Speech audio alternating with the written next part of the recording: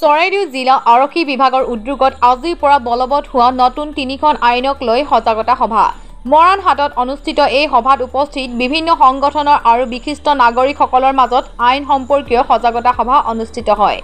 ইতিমধ্যে সংসদত ২০২৩ চনত অনুমোদন লাভ কৰা ভাৰতীয় ন্যায় সংহিতা, ভাৰতীয় নাগৰিক সুৰক্ষা সংহিতা আৰু ভাৰত সাক্ষ্য অধিনিয়ম নামৰ ৩খন আইন আজিৰ পৰা সমগ্ৰ দেশত বলবৎ হয়। ইয়াৰ আগত ব্ৰিটিছৰ দিনতে ৰচনা কৰা অপৰাধ আইনৰ দ্বাৰা ভাৰতীয় আইন আৰু সমাজ ব্যৱস্থা পৰিচালিত হৈ আছিল। আজিৰ সভাত জিলা আৰক্ষী বিষয়া আইনখনৰ ফলত জনতাই পাব পৰা সুবিধা আৰু পূৰ্বৰ আইনৰ তুলনাত আইনী প্ৰক্ৰিয়াৰ ফলত লাভ কৰিব পৰা সহজ পদ্ধতিৰ বিষয়ে অৱগত কৰে। আজিৰ সজাগতা সভাত কেইবাজনো ব্যক্তিয়ে নতুনকৈ বলবৎ হোৱা আইন সম্পৰ্কে বিশদভাৱে দাঙি ধৰে।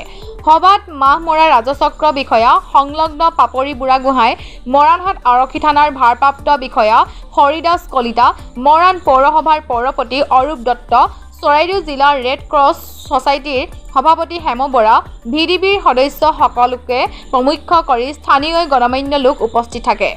আজি আমাৰ অল অসমৰ গোটেই যিমান থানা আছে গোটেইখিনি থানাতে সজাগতা সভা হৈছে। সেই উদ্দেশ্যে আমি মৰাণ থানাত মৰাণহাট থানা আমাৰ চৰাইদেউ ডিষ্ট্ৰিক্টৰ DSP আহি ইয়াতে ৰাইজৰ গোটেইখিনি আমি যিমান দূৰ পাৰোঁ মানে সজাগতা কৰিছোঁ আৰু আগন্তুক দিনতো আমি ৰাইজে বুজি পোৱাকৈ আমি আৰু এনেকুৱা সজাগতা সভা পাতিম ঠায়ে ঠায়ে।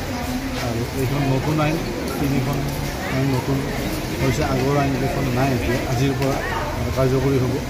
এতিয়া আইন ব্যৱস্থাত আপোনাৰ আগৰ যিখন IPC আছিল এতিয়া BNS হৈছে, ভাৰতীয় ন্যায় সংহিতা 2023 হৈছে এইটো, আৰু যিখন CRPC সেইখন হৈছে BNSS ভাৰতীয় নাগৰিক সুৰক্ষা সংহিতা 2023, আৰু আমাৰ যিখন এভিডেন্স এক্ট আছিল সেইখন BSA হৈছে ভাৰতীয় সাক্ষ্য অধিনিয়ম 2023।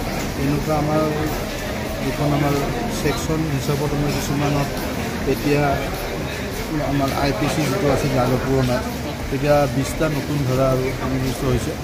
আৰু আইন হিচাপত আৰু মানে শিশু আৰু যিখিনি আমাৰ মহিলাৰ ওপৰত আৰু কঠোৰ হৈছে।